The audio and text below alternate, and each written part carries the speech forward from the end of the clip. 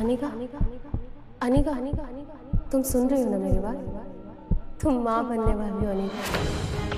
Doctor की ये शब्द सुनते ही अनिका समझ नहीं पा रही थी कि वो आखिर प्रेग्नेंट कैसे हो सकती है। अभी तो उसकी शादी को 24 घंटे भी पूरे नहीं हुए थे। मिस्टर गौतम गुलेरिया, मैं समझ सकती हूँ कि आप दोनों इस वक्त परेशान होंगे, मगर आप लोग कोई भी फैसला ले उससे पहले मैं एक बात बता दूं, प्रेगनेंसी 4 महीने पार हो चुकी है, so abortion is out of question.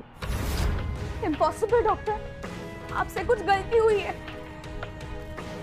मैं प्रेग्नेंट कैसे हो सकती हूँ? अक्सर कार की बैक सीट पर बैठने वाले गौतम आज अनिका को पीछे बैठाकर खुद ड्राइवर के साथ वाली सीट पर बैठ गए थे, मानो ऐसा करके वो अनिका को अपनी नाराजगी जता रहे हों। अनिका जानती थी कि एक बेटी होने के नाते आज उसने अपने पिता को दुनिया का सबसे बड़ा दुख दिया था, एक बिन ब्याही मां बनकर। इतना दुख उन्हें अनिका की मां के गुजरने पर भी नहीं हुआ होगा। अनिका को ऐसा लग रहा था मानो आज मनाली का हर इंसान उसे सवालिया नजरों से बस एक ही सवाल पूछ रहा हो कि कौन है इस बच्चे का बाप। लेकिन इसका जवाब तो अनिका के पास भी नहीं था। गुलेरिया हाउस ब्रिटिश के जमाने का मकान था।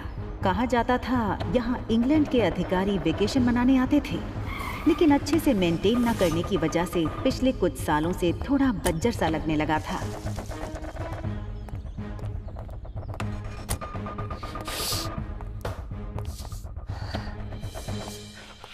अनिका कमजोर शरीर और भारी कदमों से गौतम के पीछे पीछे घर में दाखिल हुई।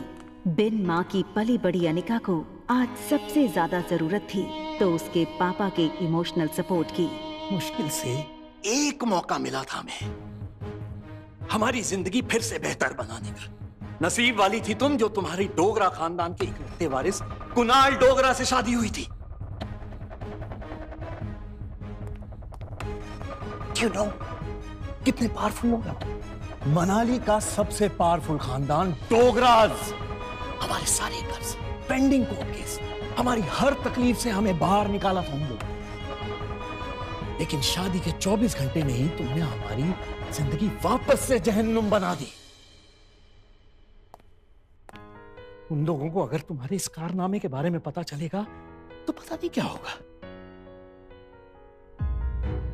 और तुम्हारी छोटी बहन कामिनी, उससे कौन शादी करेगा? भले ही वो तुम्हारी सौतेली बहन हो, लेकिन तुम्हारे इस कारनामे की वजह से उसकी भी तो बदनामी होगी।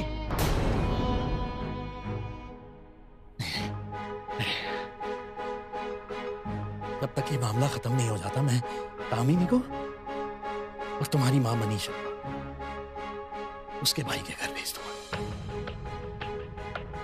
लेकिन आज नहीं तो कल सबको पता चल ही जाएगा। आज तुम भी अपनी मां के साथ ही। अनिका वो सुन चुकी थी जो गौतम कहते कहते रुक गया था। अगले दिन सुबह गौतम ने घर में लगे सारे सीसीटीवी के पिछले 5 महीने की फुटेज को खंगाला और बारीकी से देखने के बाद वो हैरान रह गया था कि पिछले 5 महीनों से छोटी मोटी बीमारी के चलते अनिका घर के बाहर कहीं गई ही नहीं थी। ये देखकर गौतम का गुस्सा अब आश्चर्य में बदल गया। उसे इतना तो समझ आ गया था कि कहीं कुछ तो गड़बड़ थी। जल्द ही अनिका की देखभाल के लिए एक नर्स रखी गई। लगातार देखभाल और दवाइयों से अनिका की सेहत में काफी सुधार आया। 4 महीने बीत चुके थे, लेकिन साथ ही साथ उसे ये बात रोमांचक कर रही थी कि उसके अंदर एक नन्ही सी जान पल रही है जो सिर्फ और सिर्फ उसका होगा। अनिका अपनी छोटी सी दुनिया में लगभग सब कुछ भूल चुकी थी। ना वो किसी से मिलती, ना कोई उससे मिलता।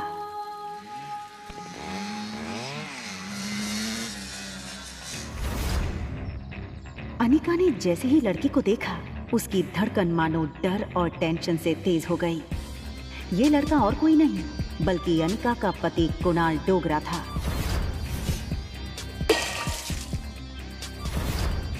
कुणाल की शादी अनिका से भले ही उसकी मर्जी के खिलाफ करवाई गई थी, लेकिन अपनी बीवी की कोख में किसी और का बच्चा देखना कोई भी मर्द बर्दाश्त नहीं कर पाए।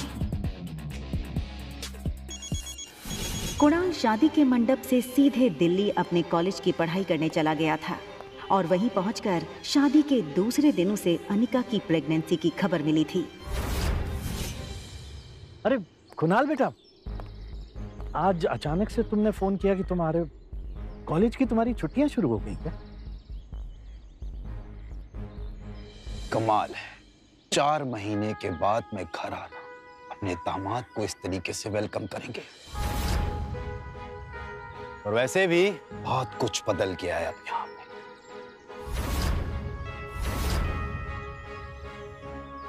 आओ बेटा, अंदर चलकर बात कर।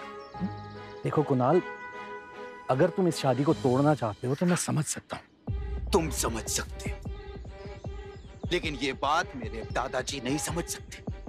जबरदस्ती से मेरी शादी करा दी। जब जब इसको देखता हूं ना, ऐसा लगता है एक ऐसे गुनाहों की सजा मिल रही है जो गुनाह मैंने कभी किए ही नहीं। देखो इस बेशरम को कैसे खड़ी है। मैं इस शादी को नहीं मानती। ये सुनकर कुणाल और गौतम दोनों ही शॉक थे। देखो बेटा,